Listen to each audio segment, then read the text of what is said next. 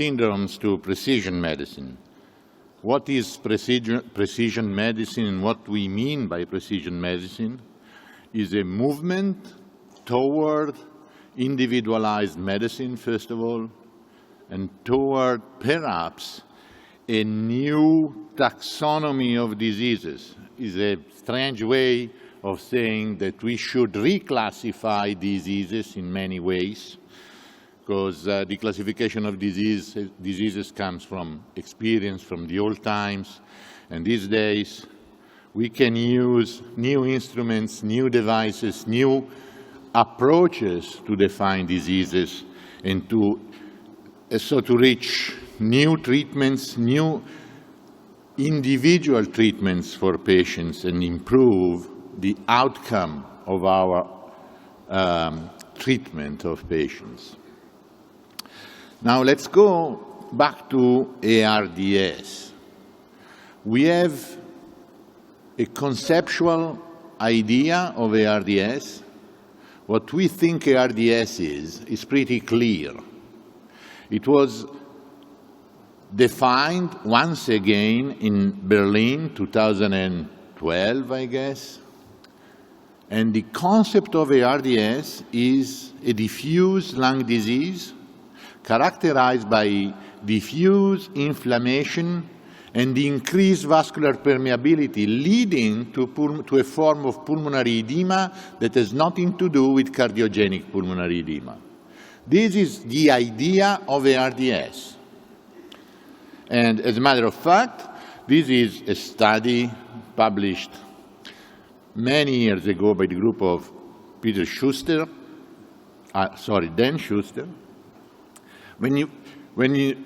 They measured by nuclear medicine techniques the permeability of the lung, and you see that the normal lung is black, no permeability, normal permeability.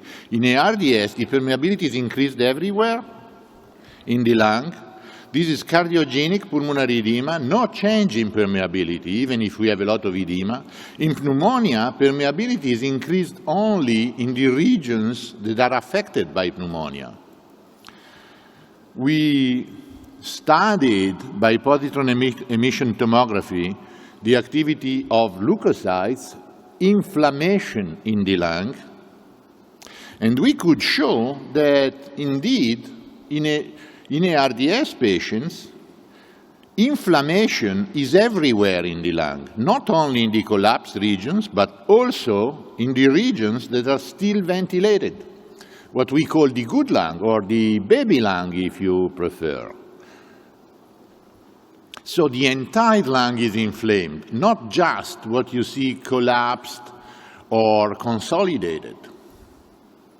The definition of ARDS actually tries to track and capture all these, but the operational definition is mainly based on functional changes in gas exchange.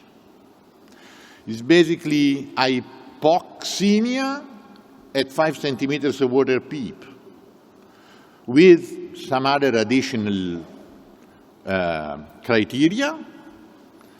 But actually, if we believe that vascular and tissue damage is diffuse alveolar disease, then at autopsy, when we define ARDS according to the operational definition, we have, yes, 159 patients that have both diffuse alveolar disease and meet the ARDS definition, but there are another almost 200 patients that meet the ARDS definition but do not have the anatomical disease. Again, if we look at the ARDS by positron emission tomography, we see that in some patients, inflammation goes hand by hand with density. In these patients, you see that the regional inflammation is higher where density is higher. While in these patients, inflammation is distributed uniformly throughout the lung. So this is more edema, and this is more inflammation. This is inflammatory edema. This is inflammation and consolidation. So this is on a recent paper from Laurent Papazian on intensive care medicine. And you see that these two aspects, these two anatomical damages are very different on the top and on the bottom. Two different patients, two different etiologies, same definition, same diagnosis, ARDS. So we believe, indeed, that all men are created equal. And that was on the Declaration of Independence. And the man who started it was an Italian, Filippo Mazzei, that suggested that all men are created equal. But not all ARDSs are created equal. We have many, many, many different ARDSs between patients and between etiologies. In Southeast Asia, malaria is one of the most common causes of ARDS. And the treatment, obviously, there is very specific. If you do not apply the right pharmacological treatment, your patient will never improve. But we also have acute interstitial pneumonia. If you do not give steroids at the right time, at the right dose, it will not resolve. But in most ARDSs, steroids, let's say, do not have a definite role. In most cases, you are not supposed to use them. Or Wegener granulomatosis, or tuberculosis for that matter. It is not by chance that after 50 years of ARDS, we do not know which drug is the treatment for ARDS. Can you name a drug that is good for every ARDS? You might name some drug that improves oxygenation or favors hypoxic vasoconstriction or vasodilates certain regions more than others. But you cannot name a drug that has been proven to improve mortality, that is, improve survival, you usually say, right? We cannot name a single drug that improves survival in ARDS. And these are a collection of attempts to identify a drug that improves survival in ARDS, but no way. I don't remember a single one. So, does any therapy work? Well, we might dispute a few things, but certainly positive trials about ARDS refer to the only major thing these patients have in common, which is ventilatory support.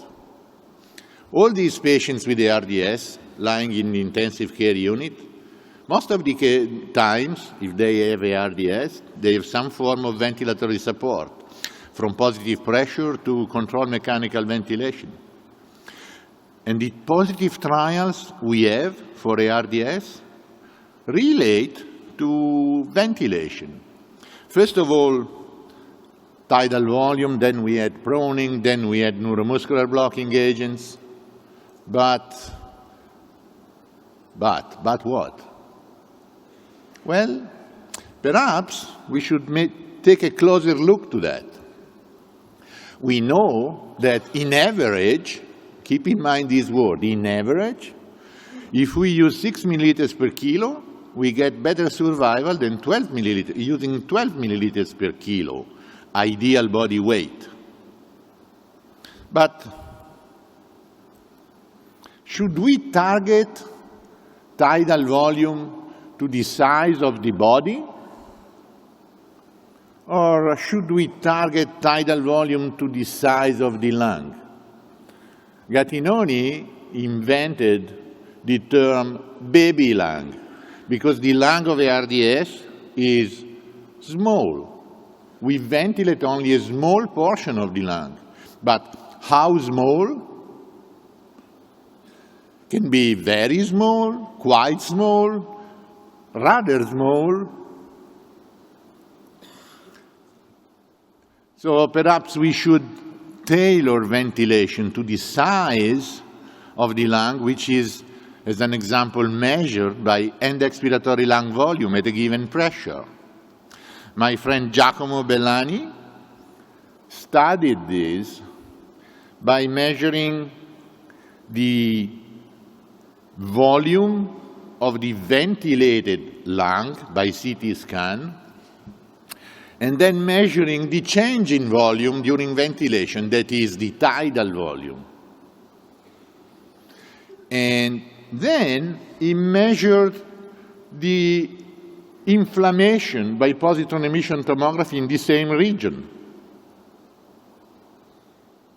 And he found that inflammation is related to the ratio between tidal volume and end expiratory lung volume. We have a name for that, very fancy, which is strain.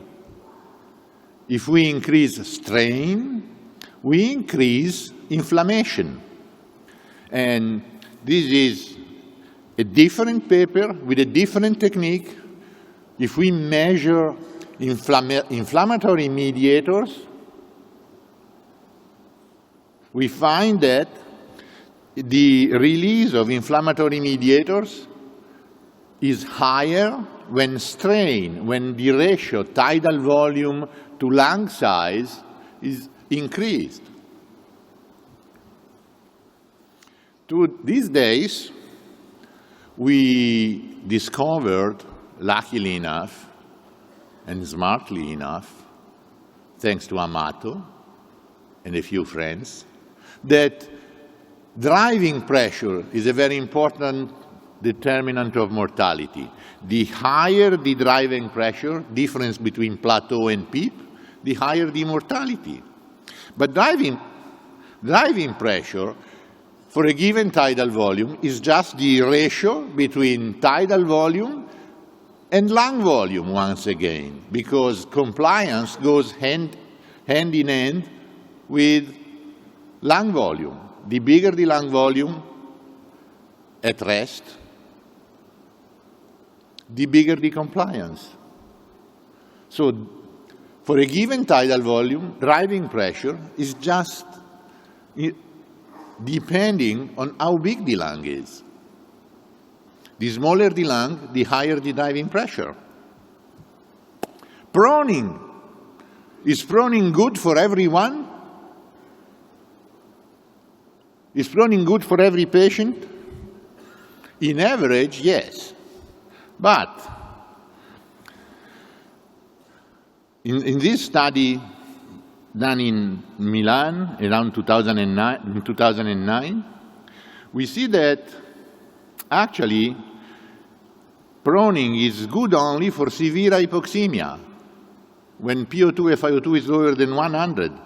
And actually, in this meta-analysis, when PO2 FiO2 is lower than 100, the death risk decreases, while it increases, even if not significantly, when PO2 FiO2 is higher. So we should really individualize proning in patients who need it because they benefit from it. But there is a class of patients that get worse by proning. Neuromuscular blocking agents. Once again, if we suppress the respiratory activity of the patient, survival improves. But once again, only in some patients, in those with PO2 FiO2 lower than 120.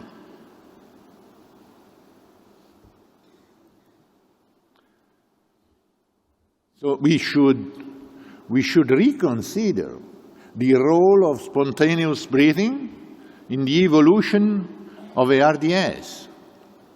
Spontaneous breathing might be a mechanism that worsens lung edema. And so we should be aware that we should intubate and ventilate the patient at the right time. In this observational paper by a very active group, we see that the probability of survival is lower when intubation and ventilation is delayed. We should be aware and we should measure the respiratory effort and the respiratory drive of the patient. When it gets too high, when the struggle to breathe becomes too difficult, then probably this struggle to breathe favors lung edema, and probably mechanical ventilation becomes a real preventive therapy for the worsening of the lung injury. PEEP, everybody uses PEEP. When? How much? In whom? Actually, we do not know. This is a meta-analysis, once again, of high PEEP versus low PEEP. And this is the old definition of ARDS. You see that in patients with ARDS, that is PO2 FiO2 lower than 200, PEEP increases survival. While in patients with PF higher than 200, between 200 and 300, higher PEEP decreases survival. So once again, PEEP is not good for everybody. And Irving Golliger suggested a real breakthrough. We should start thinking that we might have patients that respond favorably to therapy and others that do not. And we should probably think about trials on therapeutic target. If I have a patient in whom oxygenation increases by PEEP, should I keep him on PEEP or not? Does keeping this patient on PEEP increase survival, or is just an aesthetic improvement on PO2? In this study, they showed that patients in whom oxygenation improved, survival improved.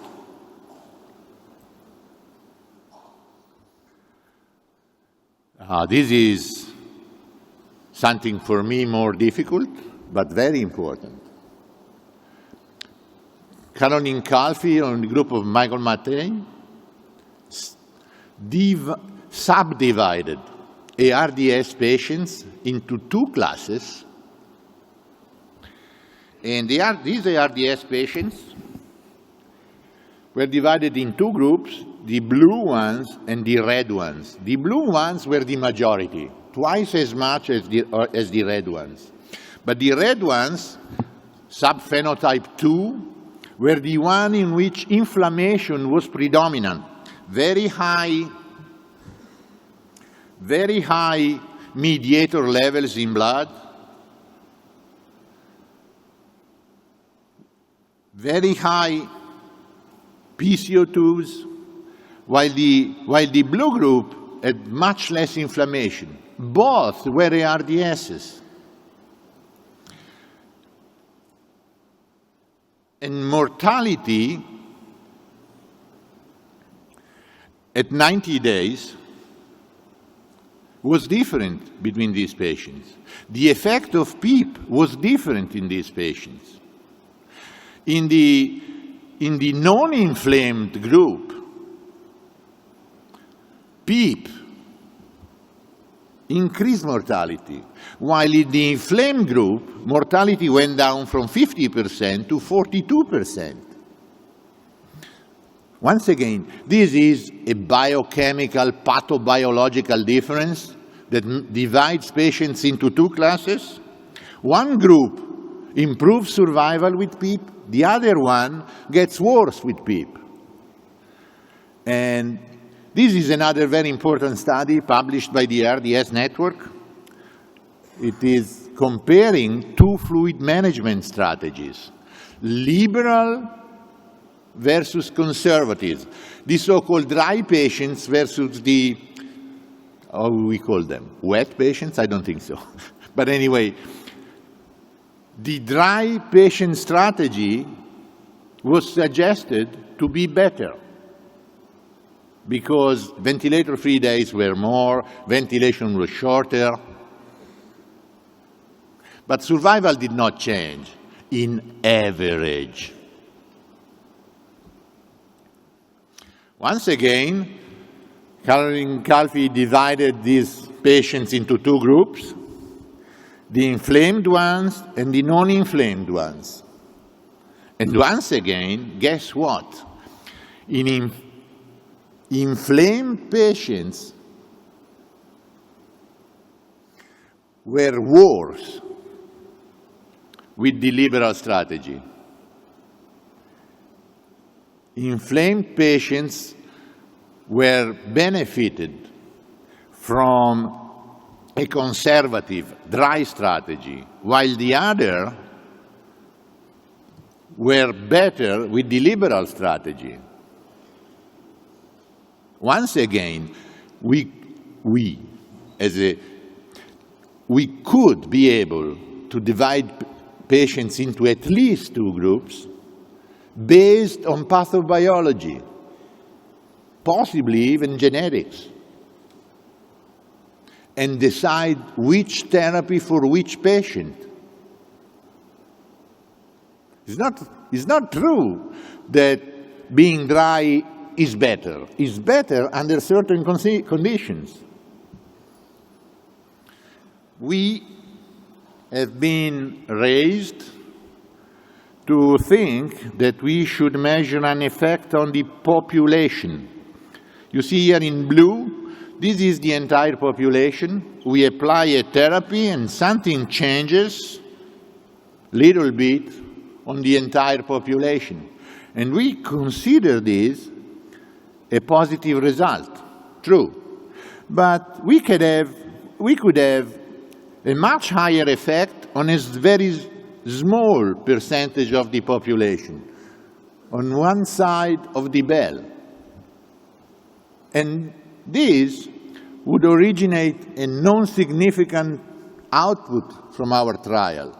But it would be very significant indeed for this group of patients, because these 30% of the patients here that gets better, they'll be much happier if we could apply the treatment to this group, provided we were able to identify them. So we should not just have one size of the uniform, because if we have one size of the uniform, we get an average result, but in individuals, it would be either too small or too big. What should we be prepared to do for the future? Well, I think we should get away from the average approach, because even when the average approach is in average positive, there might be patients that get actually worse with the average result. If we have 80% getting better and 20% getting worse, we are not doing a good job to the 20% that gets worse.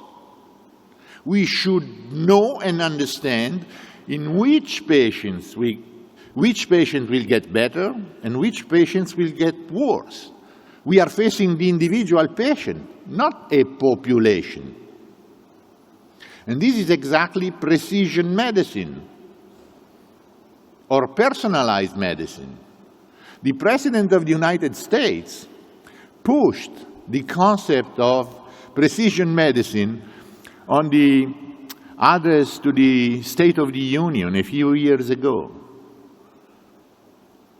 because we do not treat population, we treat individual patients, one after the other, or two at a time, or three at the times. But our result is not on the population, it's on the patient. Looking at population is good, provided we keep in mind that we are treating individual patients. So we should move toward the individual response to treatment, the identification of the characteristics of the individual patients. Perhaps we should move, and I go back to my first slide, to a new taxonomy of diseases. We should think about a new classification of this pathologic status of our patients. Because classifying diseases is just an instrument to improve our capability of understanding and treating the patient. Lumping all them into the definition of ARDS is good in one side, but perhaps then we should split that into subclasses and study and explore the means to do that. Because what we want is to do the right therapy in the right patient, and please do not forget, at the right time. There is a time when breathing spontaneously is good, and there is a time when being in controlled mechanical ventilation is good. There is a time for steroids and a time for no steroids. It's not the patient changes, his diagnosis changes from time to time. Sometimes malaria is the problem, and then after a week, ARDS is the problem. The patient has many diagnoses, and we should follow the patient applying the right treatment in the right patient at the right time. Thank you very much.